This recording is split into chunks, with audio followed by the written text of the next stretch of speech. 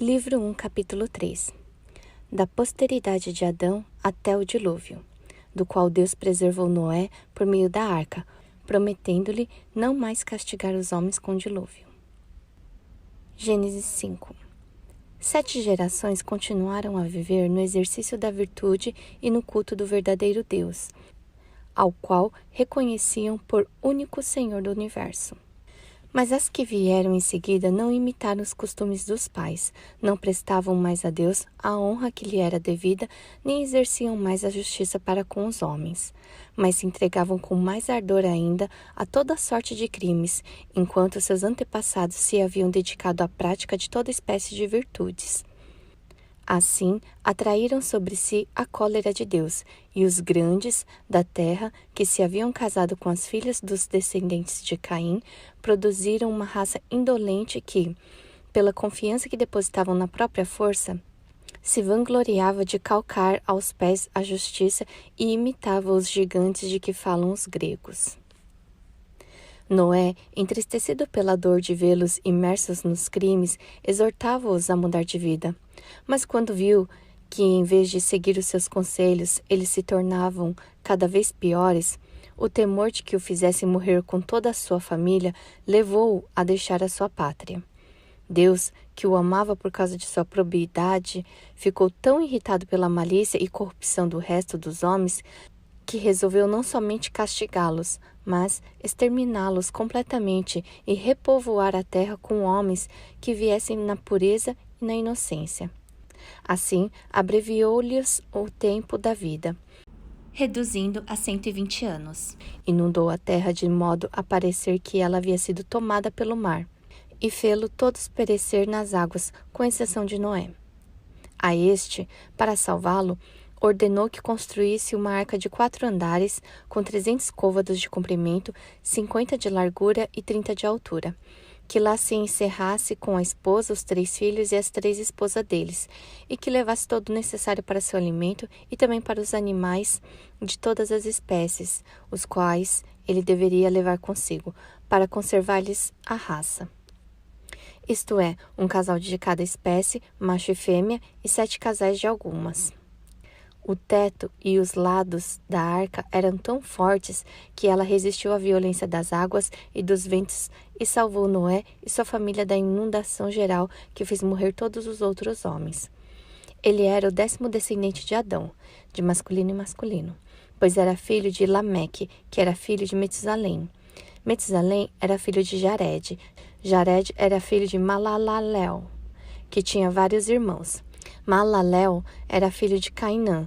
Cainã era filho de Enos. Enos era filho de Sete. E Sete era filho de Adão. Noé tinha 600 anos quando veio o dilúvio. Foi no 2º mês que os macedônios chamam Dius e os hebreus Maresvã, pois os egípcios assim dividiram o ano. Quanto a Moisés, ele deu nos seus fastos o primeiro lugar ao mês chamado Nissan, que é o Xântico Macedônio, porque foi esse mês que ele retirou os hebreus da terra do Egito. E por essa razão começou por esse mesmo mês a registrar o que se refere ao culto a Deus. No que se refere às coisas civis, no entanto, como as feiras e mercados determinados pelo comércio e empreendimentos semelhantes, não houve mudança alguma.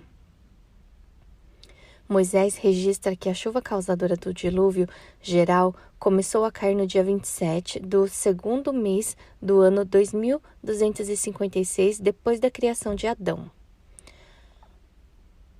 A Sagrada Escritura faz o cálculo disso e anota com cuidado muito particular o nascimento e a morte dos grandes personagens daquele tempo. Adão viveu 930 anos e tinha 230 quando nasceu o seu filho Sete. Sete viveu 912 anos e tinha 205 quando nasceu seu filho Enos. Enos viveu 905 anos e tinha 190 quando nasceu seu filho Cainã. Cainã viveu 910 anos e tinha 170 quando nasceu seu filho Maalalel. Maalalel viveu 895 anos e tinha 165 quando nasceu seu filho Jared. Jared viveu 962 anos e tinha 162 quando nasceu seu filho Enoque. Enoque viveu 365 anos e tinha 165 quando nasceu seu filho Metusalém. Na idade de 365 foi tirado do mundo e ninguém escreveu sobre sua morte. Metusalém viveu 969 anos e tinha 187 quando nasceu seu filho Lameque. Lameque viveu 777 anos e tinha 182 quando nasceu seu filho Noé. Noé viveu 950 anos, os quais, acrescentados aos 600 que já contava na ocasião do dilúvio, perfazem o número anteriormente assinalado de 2.256 anos. Foi mais conveniente para esse cálculo citar, como fiz, a época do nascimento desses primeiros homens e não a de sua morte, porque a vida deles era tão longa que se estendia até a posteridade mais remota. Deus então deu o sinal e livre curso às águas, a fim de inundarem a terra, e elas elevaram-se por uma chuva contínua de 40 dias, até 15 côvados acima das mais altas montanhas, e não deixaram nenhum lugar para onde o povo pudesse fugir e salvar-se. Depois que a chuva cessou, passaram-se 150 dias antes que as chuvas se retirassem, e somente no 27º dia do 7º mês, a arca se deteve sobre o vértice de uma montanha da Armênia. Noé então abriu uma janela e, vendo um pouco de terra ao redor da arca, começou a se consolar e a conceber melhores esperanças. Alguns dias depois, ele fez sair um corvo para saber se havia ainda outros lugares de onde as águas se tivessem retirado completamente e se ele podia sair sem perigo. O corvo, porém, achando a terra ainda toda inundada, voltou à arca. 7 dias depois, Noé fez sair uma pomba e ela voltou com os pés enlameados, trazendo no bico um ramo de oliveira. Assim, ele soube que o dilúvio havia cessado.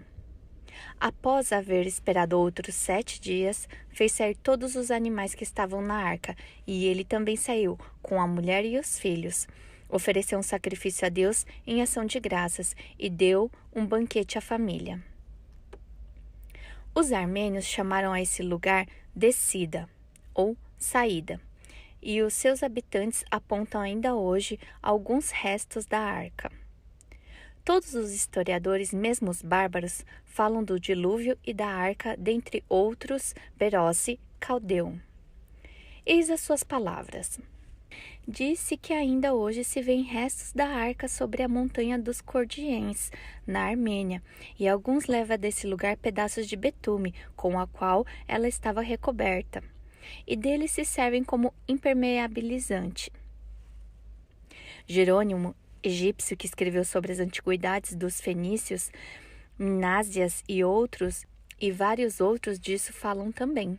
Nicolau de Damasco, no 96º livro de sua história, menciona-o nestes termos.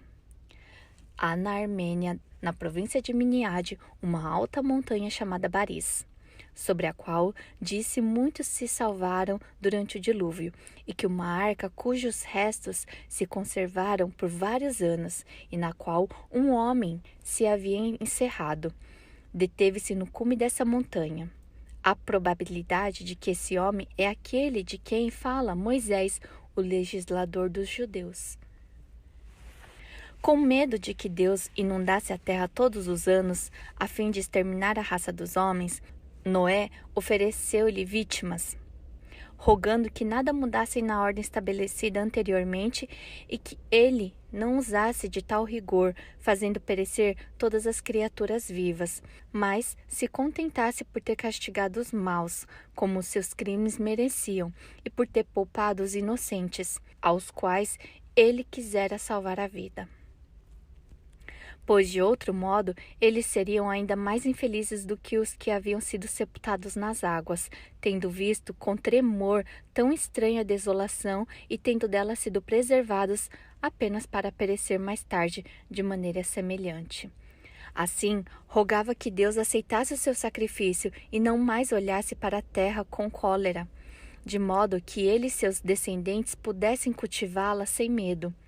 construir cidades, desfrutar de todos os bens que possuíam antes do dilúvio e passar uma vida tão longa quanto feliz, como a de seus antepassados.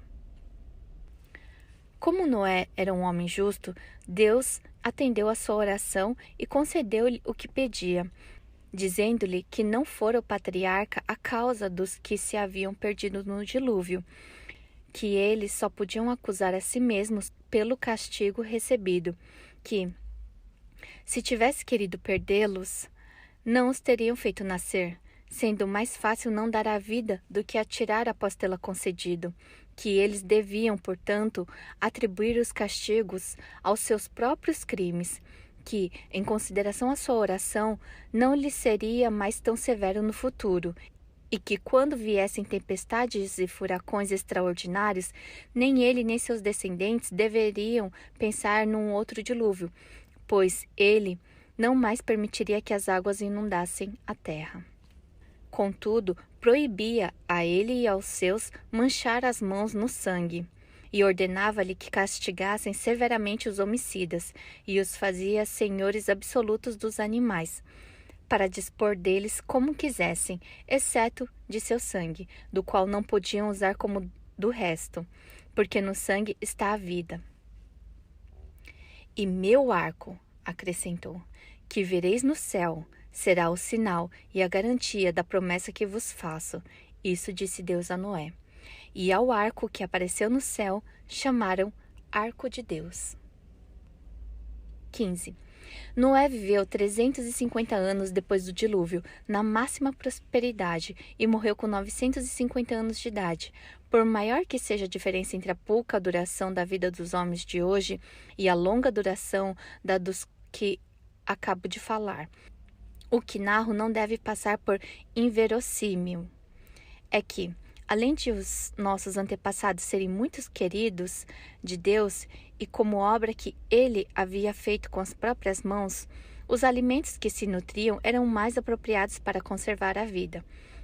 E Deus a prolongava, tanto por causa de sua virtude, como para lhes dar meios de aperfeiçoar as ciências da geometria e da astronomia, que eles haviam inventado, o que eles não teriam podido fazer se tivessem vivido menos de 600 anos, pois é somente após a revolução de 6 séculos que se completa o grande ano. Todos os que escreveram a história, tanto da Grécia como de outras nações, dão testemunho do que digo. Manetho, que escreveu a história dos egípcios, Beroce, que nos deixou a dos caldeus, Moco, Estiel e Jerônimo, que escreveram a dos fenícios, dizem também a mesma coisa. Hesíodo, Hecateu, Alcacília, Elânico, Éforo e Nicolau referem que esses primeiros homens viviam até 1000 anos. Deixo ao que lerem isto que façam o juízo que quiserem.